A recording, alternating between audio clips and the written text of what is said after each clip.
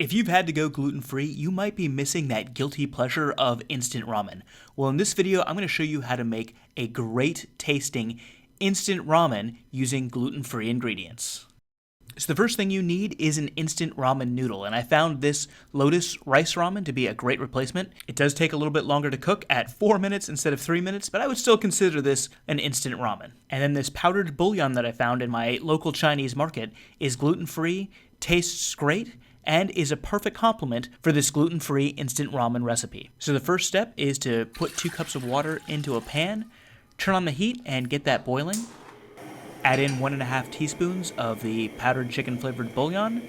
And the secret here is 1/8 of a teaspoon of curry powder, and that really gives it that instant ramen flavor that you might be missing. Put in your piece of instant ramen, let that cook for 1 minute, and then take some chopsticks or some forks and spread it apart. And then just let it cook for the remaining 3 minutes. And there we go, a delicious tasting instant ramen that's really not much harder than the pre-packaged instant ramens that you'd get. And this one's gluten-free. Hey, not bad.